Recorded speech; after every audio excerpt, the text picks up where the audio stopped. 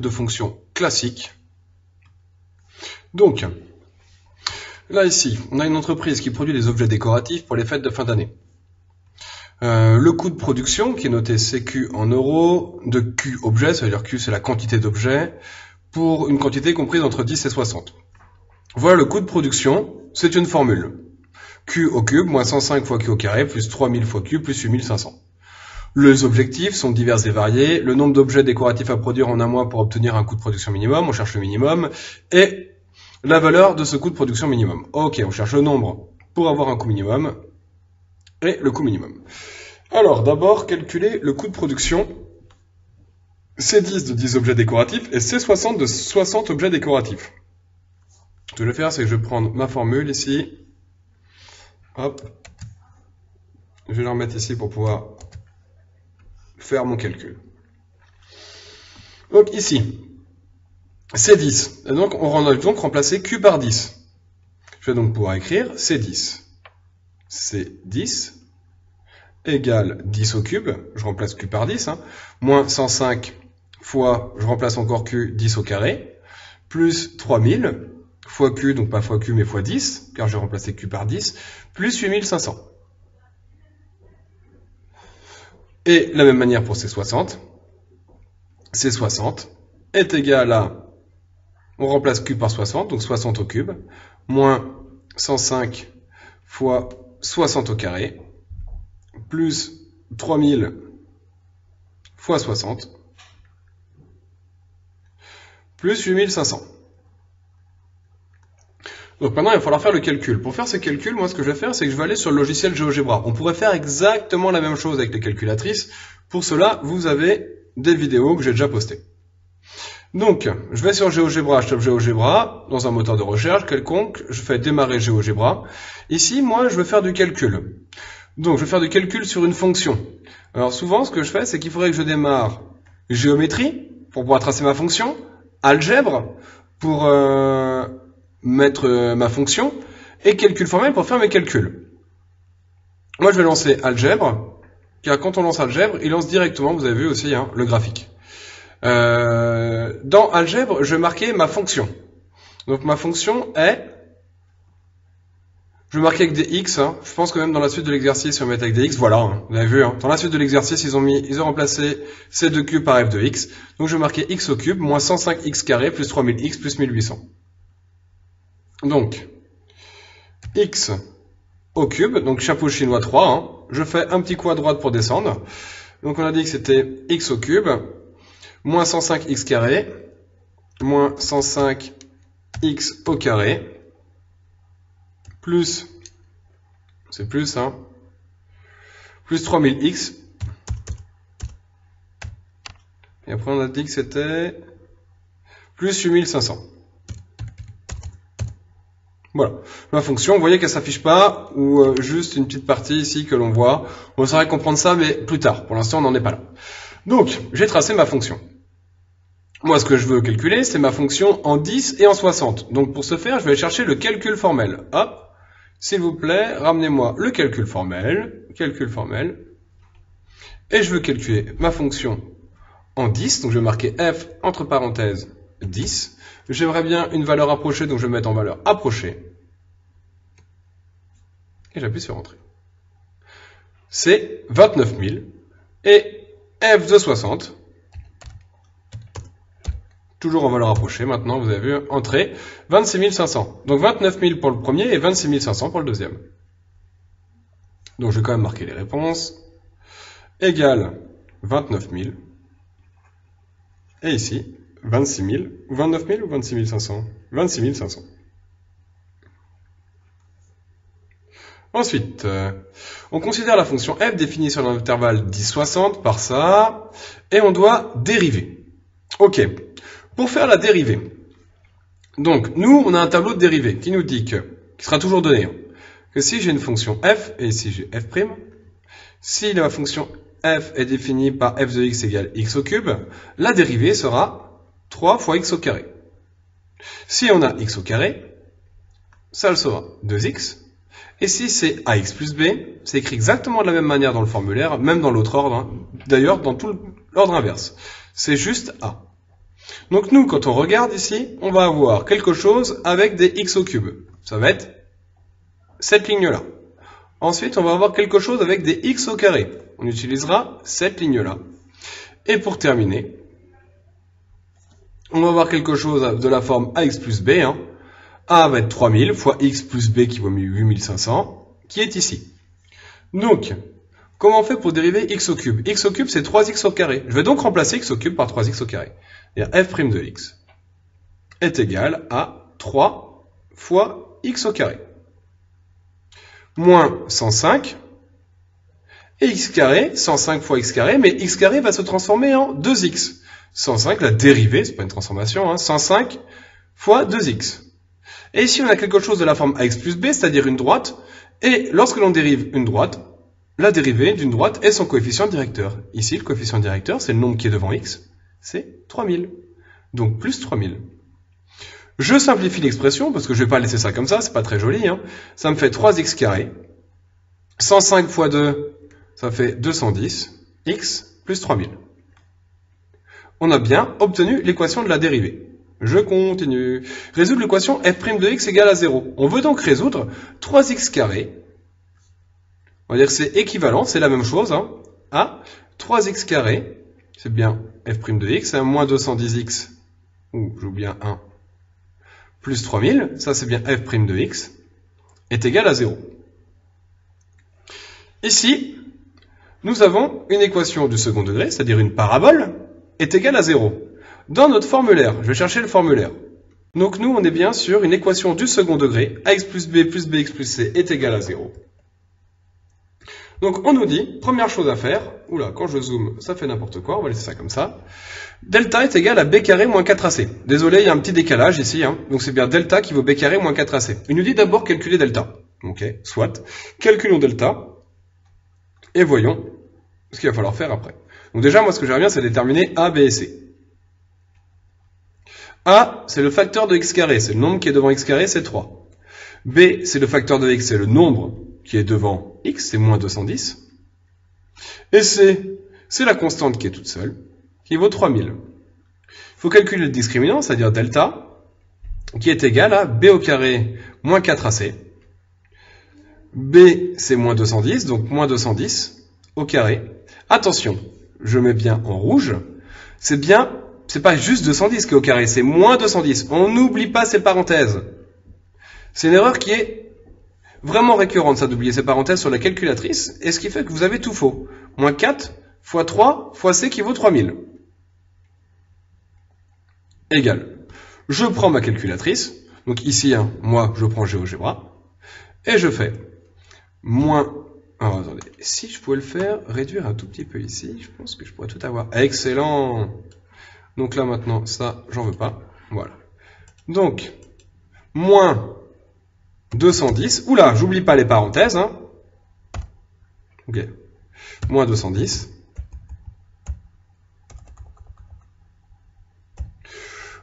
Au carré. Moins 4 fois 3 fois 3000. Vous avez vu, hein, dans GeoGebra, un point c'est un multiplié, mais ça on en a déjà parlé en cours. Ça fait 8500 égale, ici, 8100, pardon. Delta est donc de quel signe? Delta est positif, il est supérieur à 0. Je regarde. Si delta est supérieur à 0, on a deux solutions réelles. Ok, ça veut dire qu'il y a deux solutions ici qui vont permettre d'avoir ax carré plus bx plus c est égal à 0. La première, c'est moins b plus racine de delta sur 2a, et la deuxième, c'est moins b moins racine de delta sur 2a. Ok, je n'ai donc plus qu'à faire l'application numérique. Donc on va pouvoir marquer, il y a deux solutions. Il y a deux solutions à quoi? À notre équation qui était f' de x égale à 0, ou 3x carré moins 210x plus 3000 égale à 0. Quelles sont ces solutions? C'est la première, moins b moins racine de delta sur 2 fois. B, c'est 210, il me semble, donc moins 210, on n'oublie pas les parenthèses. Moins un autre racine de 8100, divisé par 2 fois A, 2 fois 3. A valait bien 3. Hein. A vaut 3, très bien. Et x2, qui est moins b plus racine de delta sur 2a. C'est la même chose, sauf qu'on met un plus. C'est moins 210, donc plus 210, mais on écrit bien tout comme ça sans se poser de questions. Après, la calculatrice fera le calcul. Nous ici, en l'occurrence, GeoGebra, hein, divisé par 2 fois 3. Oh, par contre, j'ai fait une erreur, c'est bien un plus ici. De la même manière, si vous mettez à la calculatrice, on n'oublie pas les parenthèses ici, ici, au numérateur et au dénominateur. Si vous oubliez ces parenthèses, vous aurez des fautes. Voilà.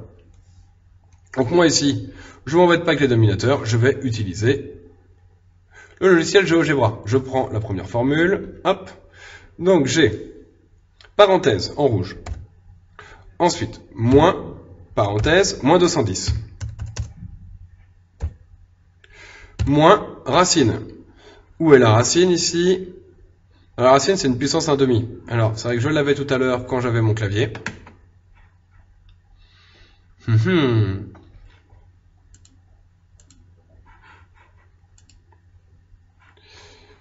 J'ai plus mon clavier, donc je vais mettre une puissance 1/2 pour la racine, je vais pas m'embêter. Moins, entre parenthèses, 8100, à la puissance 0,5. Voilà. Alors, si vous avez trouvé racine, c'est bien plus simple. Hein. Divisé par 3, donc divisé par 6. Divisé par 2 fois 3, divisé par 6. On trouve 20. Et pour le deuxième, si je remplace le moins qui est là par un plus, je vais recopier ça, hein, si je peux. Alors, vous verrez, hein, GeoGebra est très capricieux. Donc là, je vais peut-être même pas m'embêter, je vais mettre juste un plus ici. Je n'aurai pas les deux calculs, et je trouve 50. Ici, égale à 50. Je vais donc trouver mes deux racines, mes deux valeurs pour lesquelles la dérivée s'annule, c'est-à-dire f' de x, hein, sont 20 et 50. Alors, par la suite, on admettra que f' de x s'annule pour x égale 20 et x égale 50. Très bien, ça veut dire que je ne me suis pas trompé. Donc ça veut dire que, on reprend le tableau de signes, entre 10 et 60. 20 et 50 appartiennent bien à 10 et 60. Le signe de f' de x, on a des signes, ici on a des zéros. Où est-ce que ma dérivée vaut 0? Elle vaut 0 en 20 et en 60. Ensuite, moi je vais regarder ma dérivée, ma fonction aussi, parabole. Ici, on voit un truc qui est très important, le signe de a. Le signe de a est positif. Ça veut dire que ma parabole est orientée vers le haut. Donc ici, moi je vais faire un petit brouillon hein, que j'utilise tout le temps. Vous avez déjà vu maintes et maintes fois en cours. Je vais marquer brouillon. Donc ici, j'ai une parabole orientée vers le haut qui coupe l'axe des abscisses en deux points, qui sont mes racines en fait. Hein. Une en 20 et une en 60. Avant 20, ça veut dire sur cette partie-là. Et après 60, ma dérivée ou ma parabole ici, en l'occurrence, est au-dessus de l'axe des abscisses. Elle est donc positive. Par contre, entre 20 et 60, ici, ma parabole est en dessous de l'axe des abscisses. Elle est négative. Voilà, j'ai fait le tableau de signes de ma parabole. De ma dérivée, en fait. Compléter les variations de la fonction. Ok, c'est exactement la même chose. Hein. En fait, je dois refaire ici mon tableau de signes, hein, signe de f' de x, c'est ce que j'ai fait juste avant. C'était en 20 et en 50. J'étais d'abord positif, puis négatif, puis positif. Je vais répéter 20 et 50. Oula, j'avais fait une erreur ici en fait. Pardon, c'est 50. Donc, maintenant, entre 10 et 20, ma fonction est croissante. Ma dérivée est positive, donc ma fonction est croissante. Entre 20 et 50, ma dérivée est négative, donc ma fonction est décroissante. Puis entre 50 et 60, ma dérivée est positive, donc ma fonction est croissante. On ne confond pas f' et f. Parce que là, maintenant, je vais avoir des valeurs à chercher qui vont être une valeur ici, une valeur ici, une valeur ici, et une valeur ici. Qui correspondent à l'ordonnée de ma fonction f. Ouais, c'est un peu compliqué tout ça. Hein. Donc, on doit calculer, en gros, ici, f de 10. Il me semble qu'on l'avait déjà fait, f de 10. Non. Voilà, on a déjà fait f de 10 et f de 60, qui sont 29 000 et 26 500.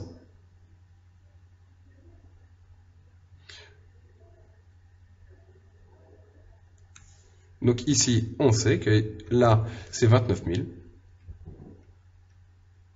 Et ici, 26 500. Ça veut dire qu'il va donc falloir calculer f de 20 et f de 50, comme on a fait tout à l'heure. Donc là, on va pas s'embêter, hein. F de 20 égale, f de 50 égale. Comme on l'a déjà fait avant, je vais marquer à l'aide de GeoGebra.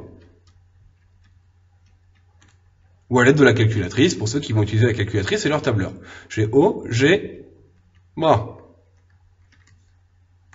On est bien d'accord ici, hein. Faites bien attention, c'est bien l'équation de la fonction, c'est pas f', hein, c'est bien f. Dans GeoGebra, moi j'avais bien mis f, c'est pas f'. Donc là, je vais pouvoir calculer maintenant f de 20 et f de 50. F de 20 vaut 34 500 et l'autre 21 000.